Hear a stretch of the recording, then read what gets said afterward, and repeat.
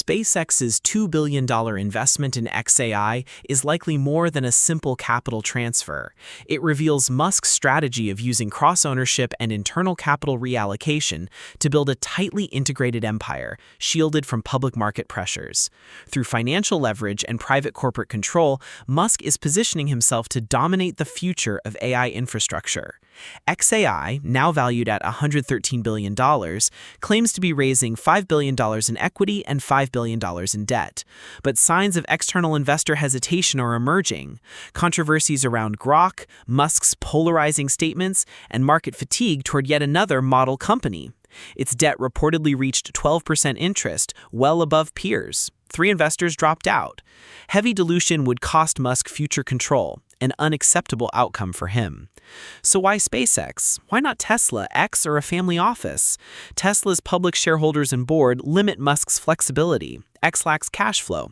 SpaceX, however, is a $400 billion private company with positive cash flow from Starlink and near total control by Musk.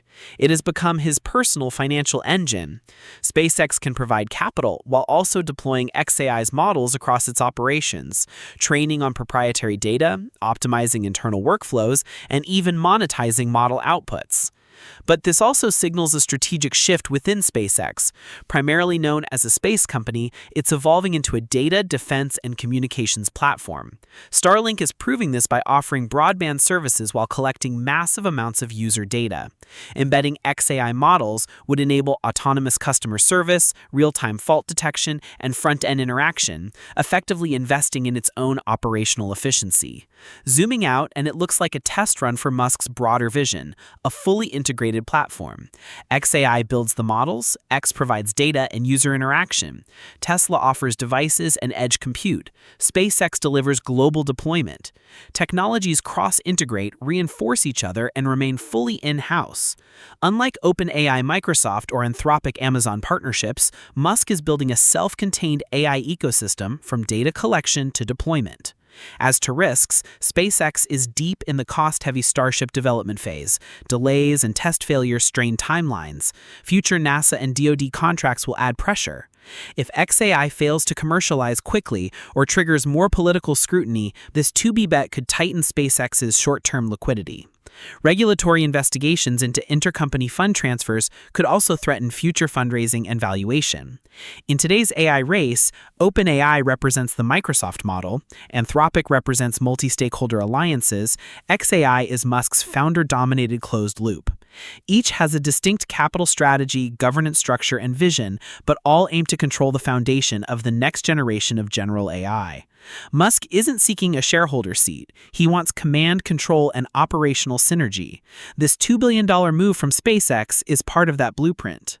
Separately, Palantir has a new development. It signed Project Nectar with EMSU, East Midlands Special Operations Unit, marking a key step into the UK's law enforcement infrastructure.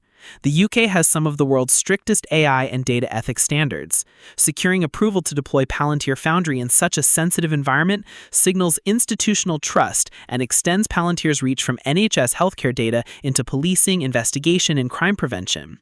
EMSU's goal is to rebuild the UK's fractured law enforcement data environment.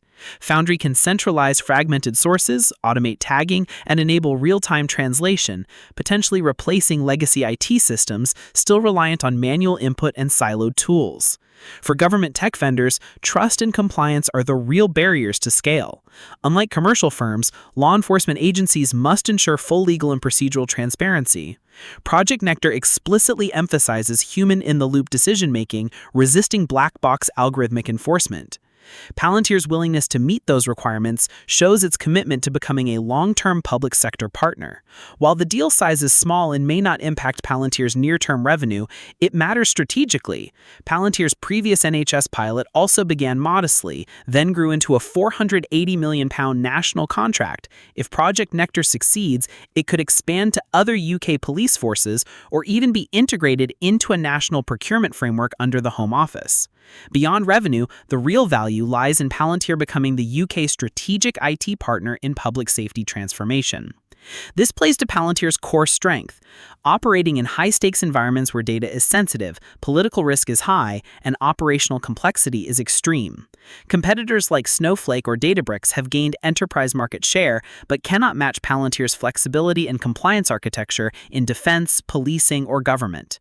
Project Nectar positions Palantir as the architect of next-generation government data platforms. If replicated in other European legal systems, it could expand Palantir's market share across the continent.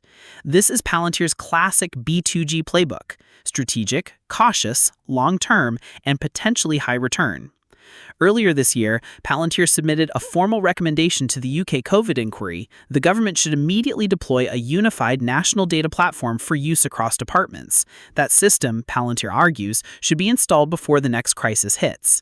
In essence, it proposes that the UK integrate Palantir's tech into the country's core government data infrastructure. This proposal makes operational sense, but raises political concerns. Should a U.S. company control the UK's most critical government data infrastructure? Would that create long-term dependence? During COVID, Palantir's initial NHS contract was awarded without open bidding, sparking public backlash and legal threats. While the company grew its contract from £1 to £330 million in 4 years, the process raised transparency issues. Palantir's strategy, land small, grow big, and stay indispensable, is being replicated in the UK. From a symbolic £1 deal to a £330 million national data contract in under 4 years, its expansion has been swift and methodical. Now with Project Nectar, it's attempting to do for policing what it already did for healthcare: become the government's trusted backbone for sensitive data operations. In March, Palantir partnered with Voyager Space to launch AI-powered Space Domain Awareness Solutions, or SDA. This marks its expansion into orbital AI, a move beyond terrestrial intelligence into real-time space situational awareness. As LEO satellite traffic increases, so do risks of collision and military threats. Palantir's Foundry will power autonomous monitoring systems that interpret satellite signals and imagery in orbit, reducing reliance on slow, human-grounded analysis. Voyager contributes the hardware. Palantir brings the AI. The goal? Satellites that detect and respond to threats in real time without waiting for human review. This represents Palantir's evolution, from analyzing intelligence on Earth to enabling intelligent behavior in orbit. It also significantly expands Palantir's total addressable market. Beyond defense, SDA has applications in satellite fleet management, debris tracking, and commercial operations. If successful, Palantir could secure contracts from Space Force, NASA, SpaceX, OneWeb, and others. U.S. defense budgets are increasingly space-focused. With China and Russia ramping anti-satellite capabilities, SDA is now a strategic imperative. Unlike typical SaaS products, SDA is a high-value, long-term infrastructure play, potentially recurring and subscription-based.